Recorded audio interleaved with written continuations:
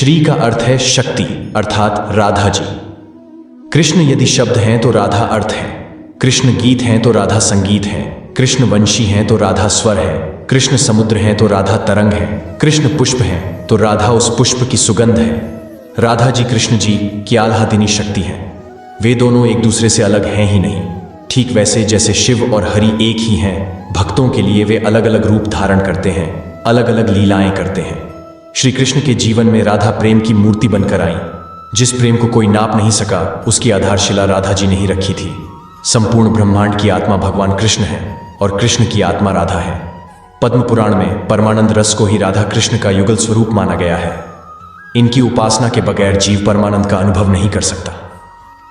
भविष्य पुराण और गर्ग संहिता के अनुसार द्वापर युग में जब भगवान श्री कृष्ण पृथ्वी पर अवतरित हुए, तब भाद्रपद मास के शुक्ल पक्ष की अष्टमी के दिन महाराज वृषभानु की पत्नी कीर्ति के यहाँ भगवती राधा अवतरित हुई। तब से भाद्रपद शुक्ल अष्टमी राधाष्टमी के नाम से प्रसिद्ध हो गई। राधा जी की महिमा का एक प्रसंग है।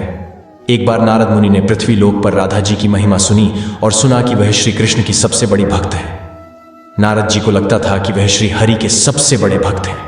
अपने मन की शंका का निवारण करने के लिए नारद जी श्री कृष्ण के पास गए। श्री कृष्ण तो अंतर्यामी थे, वे समझ गए कि नारद जी के मन में क्या शंका चल रही है। श्री कृष्ण ने सोचा कि नारद जी को राधा रानी के प्रेम और भक्ति का अनुभव करवाना ही पड़ेगा। जब नारद जी श्री कृष्ण के पास आए तो श्री कृष्ण अपना सिर पकड़कर बैठे थे। नारद जी ने श्री कृष्ण से पूछा कि प्रभु आपको क्या हुआ है। श्री कृष्ण कहने लगे कि नारद जी मेरे सर में बहुत दर्द है। नारद जी ने पूछा कि प्रभु आपके इस दर्द का निवारण कैसे होगा। श्री कृष्ण ने कहा कि अगर कोई मेरा सच्चा भक्त अपने चरणों को धोकर उसका चरणामृत मुझे पिलाए तो मेरा सिर दर्द ठीक हो जाएगा। नारद जी सोचने लगे कि मैं श्रीहरि का सबसे सच्चा भक्त हूं, लेकिन श्री कृष्ण को अपने चरणों का चरणामृत पिलाने से मुझे नरक तुल्य पाप लगेगा, इसलिए ऐसा पाप मैं अपने सिर पर नहीं ले सकता। नारद जी ने रुक्मणी जी से और बाकी रानियों से इस समस्या को सुनाया, लेकिन कोई भी इस पाप को अपने सर पर लेने को तैयार न हुआ। तब नारद जी को राधा रानी की याद आई कि वह भी तो श्री कृष्ण की सच्ची भक्त है। नारद जी ने जाकर सारा प्रसंग राधा रानी को सुनाया। राधा रानी ने उसी समय एक बर्तन में जल लेकर अपने चरणों को धोकर वह जल नारद जी को दिया और कहा कि जल्दी से जाकर इसे श्री कृष्ण को दे दो। यह देख नारद जी हैरान रह गए। उन्हें ऐसे देख राधा रानी नारद जी से कहने लगी, मैं जानती हूं कि इस बात के लिए मुझे नरक तुल्य पाप लगेगा, लेकिन श्री कृष्ण के दर्द के निवारण के लिए मैं कोई भी पाप अपने सिर पर लेने को तैयार हूं। नारद जी श्री कृष्ण के पास गए तो श्री कृष्ण मंद मंद मुस्कुरा रहे थे। अब तक नारद जी समझ गए कि राधा रानी श्री कृष्ण से निश्चल प्रेम करती हैं और उनकी सबसे बड़ी भक्त है, और श्री कृष्ण ने यह सारी लीला मुझे यह एहसास कराने के लिए रची है। इसके अतिरिक्त एक और कथा राधा नाम की महिमा के बारे में है। एक मोर नंद गांव में श्री कृष्ण को रिझाने के लिए प्रतिदिन भजन गाता था, लेकिन श्री कृष्ण उसकी तरफ ज्यादा ध्यान नहीं देते थे। श्री कृष्ण के इस व्यवहार से मोर एक दिन रो पड़ा। उसी समय एक मैना उधर से गुजरी। उस मोर से पूछने लगी, ये तो श्री कृष्ण का द्वार है, यहां क्यों रो रहे हो।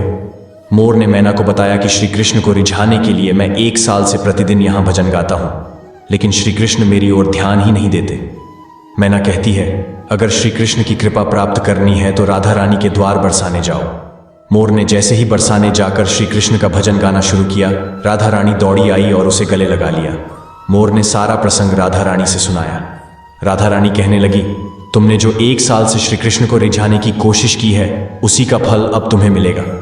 अब तुम जाकर श्री कृष्ण को कुछ और सुनाना। मोर ने कहा, मैंने आपकी करुणा के बारे में बहुत कुछ सुना था, आज देख भी लिया। अगले दिन मोर नंद गांव में जाकर राधा रानी की महिमा के गीत गाने लगा। श्री कृष्ण उसी समय दौड़कर आए और उसे गले से लगा लिया।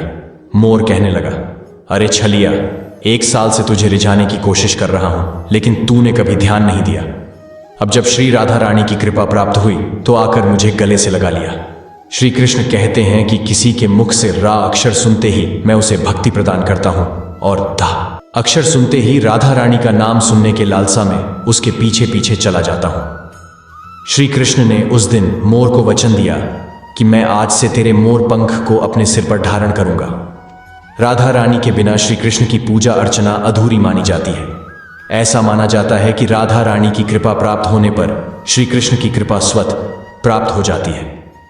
दोस्तों, आपको ये वीडियो कैसा लगा कमेंट करके बताएं और अच्छा लगा तो लाइक करें और चैनल को सब्सक्राइब करें। जय श्री कृष्ण। राधे राधे।